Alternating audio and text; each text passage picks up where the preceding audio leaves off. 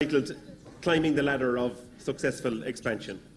And I suppose, just to set the scene, there's a kind of a real new discussion happening in Ireland with the advent of quotas going in March and end of April 2015, that there's in March 2015, that there's a real onus on farmers to try and transfer ownership of farms and transfer ownership of the business into younger members, or to amalgamate with other farmers.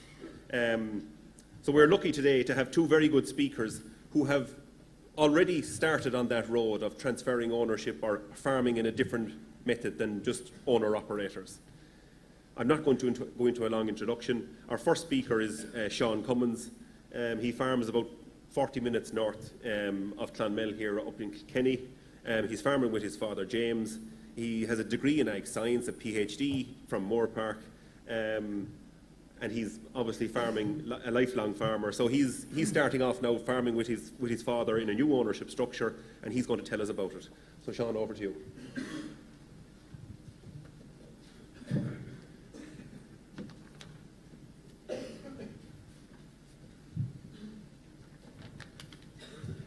Good morning, ladies and gentlemen. I guess as a proud Kilkenny man talking in the heart of Tipperary, I said I'd start off with some healthy rivalry that was established. That was established back in the 50s and 60s. But this picture symbolizes a little bit what I want to talk about. It's about working as a team and trying to develop that team ethos into farming. And it's the one thing that sport has taught me throughout my hurling career, and I think we can all relate to it, be it Munster Rugby or whatever team you follow. But when you get a group of individuals with a diverse range of skills and you bring them together to achieve one core objective, it's amazing what can be done. And just out of interest, my father, once I showed him the presentation, he said the gentleman on the right is Ollie Walsh, and he worked for Glanbia. The guy in the middle was Pa Dillon, and he was a beef farmer outside Freshford. And the gentleman on the left is Ted Carroll, who's a Teagasc consultant. So.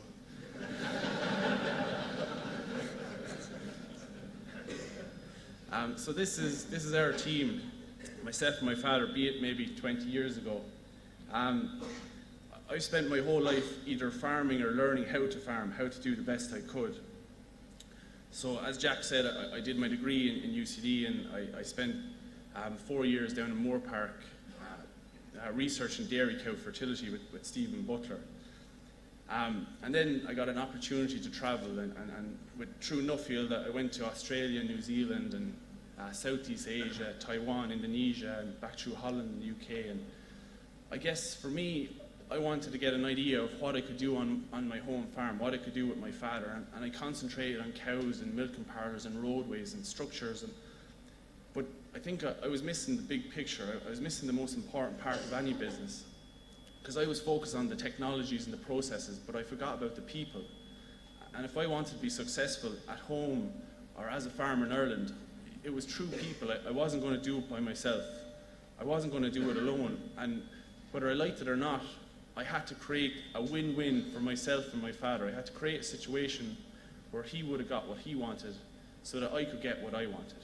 So that's what I'm going to talk about today, just some background about our farm and our situation, and just 3 key principles or things that maybe I've done wrong, but I've learned from, and 3 things that hopefully you can take home today with you. So just some background. So this is our farm, just outside Innisteague, down along the banks of the River Nore. So my father would have farmed here at the start with his father, and he purchased half of this farm, 30 hectares, off his father back in the late 70s, and then he purchased the neighbouring block in the early 80s. So at the time he was a beef and tillage farmer, growing corn and fattening cattle. And he was heavily indebted at the time after purchasing both blocks of land. So he made the decision to convert to dairy in the early 80s. However, with milk quotas coming in, the bank wouldn't sanction a loan to build a milking parlour, even though he had cows calving down the following spring. So he ended up selling calved down cows and trying to build a parlour out of cash flow the following year.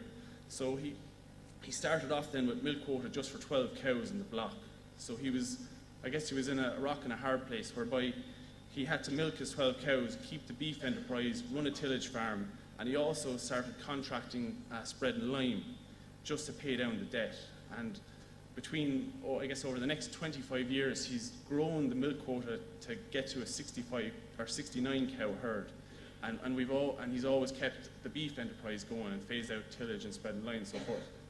So back in 2010, when I came back on board, the farm was a British Frisian herd, milking 69 cows, and a Charolais bull was run with the cows. And all animals were carried through to beef, but with all replacements just being purchased as we needed them. So this was a farming system that suited my father. It was something that I guess he'd perfected, and he was doing extremely well at. But he was at a stage of his life, he was 59 at the time, and naturally he wanted to take a step back. He didn't want the day-to-day, the chores and the drudgery that I guess he'd done back in his 20s and 30s, and he wanted to sell the herd of cows and just run a beef enterprise and have more of a lifestyle. And I guess that was his vision for the farm and for himself. That's what he wanted to do. And then I came back as a young guy that wanted to change the world. And, you know, I guess based on what I'd seen and where I'd been, I had a vision for the farm that was very different. You know, I saw the potential that was there. I saw what we could do. But, you know, it would have meant obviously changing a lot of what we'd done, you know, changing our cow type, changing our practices. It would also meant infrastructural changes, be it roadways and milking parlour, changing maybe cubicle accommodation and so forth. And that meant more work, taking on more debt, more risk, and in the short term, it meant more or less profits for both of us. So I guess at the time there was a conflict between what he wanted to get out of the farm and what he wanted for himself and what I wanted. But the most important point about all this is that he could easily have got his way. He didn't necessarily need me for him to get what he wanted.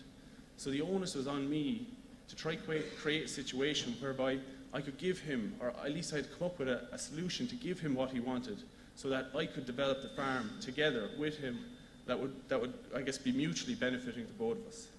So the three key messages.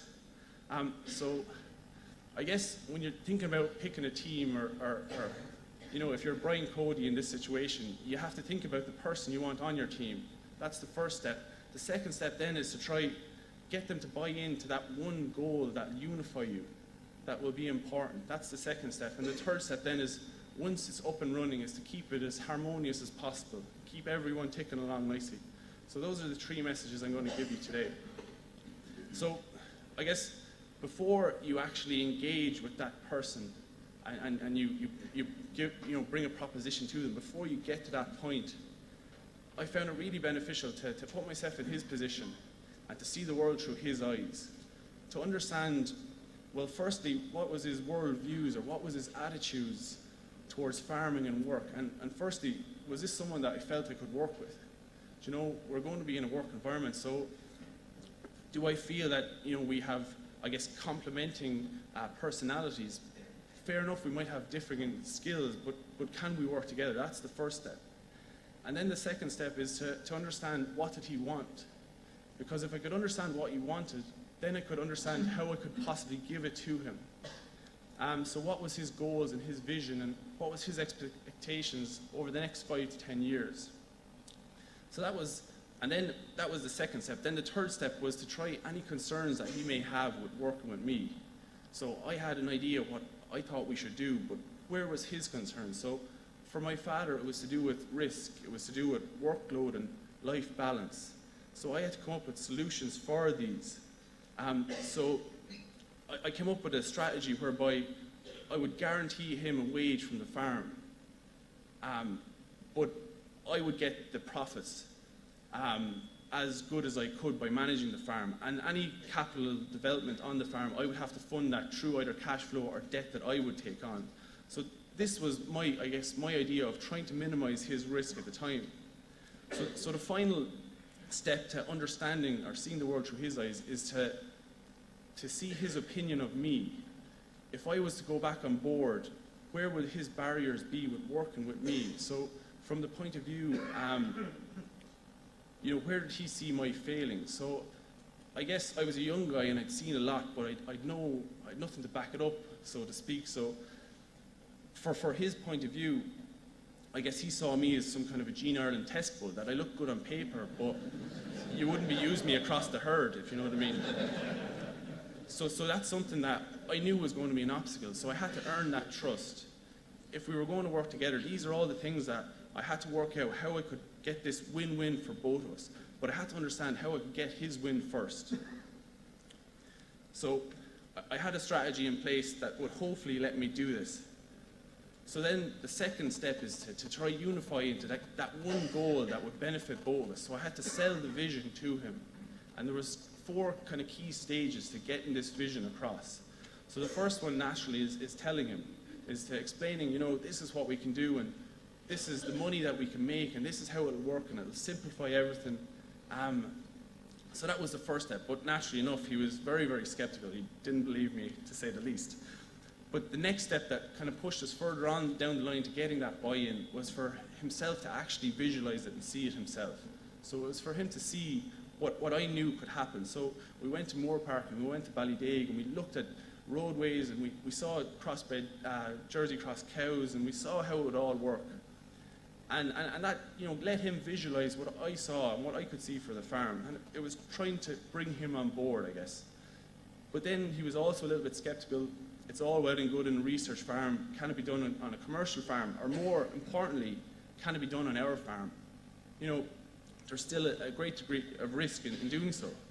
So the third stage was listening. And this is where both of us had to listen to independent outsiders coming in and giving their honest opinion on it. So I was really, really fortunate, and this was just a bit of luck, but it was probably the swinging point to getting complete buy-in. So a group of farmers, 20 farmers that I highly respected, and more importantly, my father highly respected, and these are people that could influence his opinion. And they came to our farm and they walked it for 5 hours, and the theme for the day, it was a discussion group, the theme for the day was, if this was your farm, what would you do? And myself and my father weren't allowed to give our opinions. We weren't allowed to sway to the debate.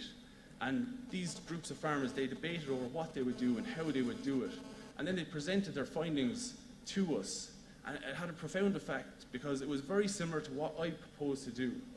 And this, I guess, gave my father the confidence in me, but also in what I was trying to say, because there was now 20 independent people that were also saying that this could be done. So I guess after that stage, I had the preliminary or the theoretical buy-in to, okay, let's go and let's try do this. So the final stage to get the complete buy-in, and this is something that I'll admit I got wrong, was the doing, was actually bringing it about. I said I could do these things and we could achieve this, but now let's actually go about and doing it. So the thing that I got wrong is I didn't prioritize the changes that were important to both of us. So when I say, if we're going to develop a farm, there's a series of things that we have to do, be it roadways, be it your milking power, whatever it might be. And my advice would be to prioritize the ones that will benefit both of you equally, because these get you the easy wins first. And that gets, builds up a bit of momentum. So for one example, what benefited both of us was developing the milking power. It made life easier, sped up milking. It's easy to see the obvious benefits to both of us. And then that would have given me more momentum for the more contentious issues. It would have given me a bit of leverage. I would have gained a bit of trust to maybe the more contentious issue was over cow type. I was moving from, a beef farmer with Charlies to